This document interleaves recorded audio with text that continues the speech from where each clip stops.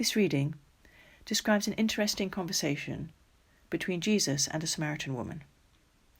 It takes place beside a well, a little distance outside a town or village called Sychar in Samaria. At the beginning of the service, I used some of the verses of the beginning of that conversation. Before we delve into the conversation a little bit more, some background information about the culture of the day might help us understand better. The disciples are shocked to find Jesus talking to a Samaritan woman. Now, clearly it wasn't the first time that he had spoken to a woman. He had healed some, he had shown compassion to some. He was friends with Mary and Martha, the sisters of Lazarus. So although it wasn't the done thing to speak to a woman, the disciples must have been used to the unconventional teacher they followed by then.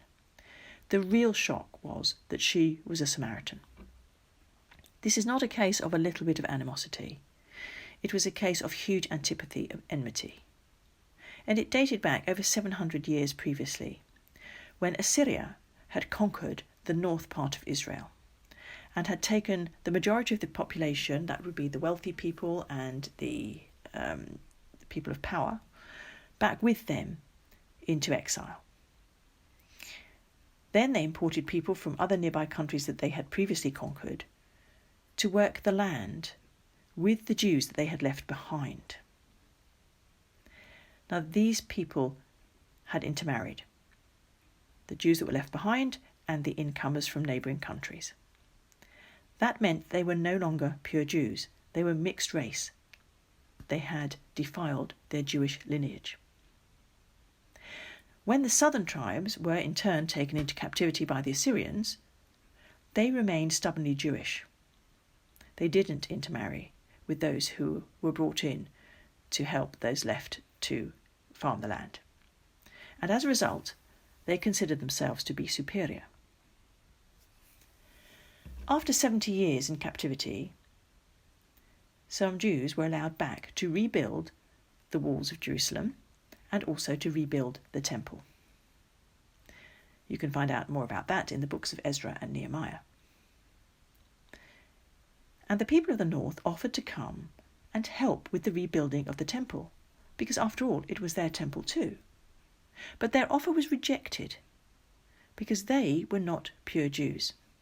How could God love them? They had abandoned him and disobeyed him.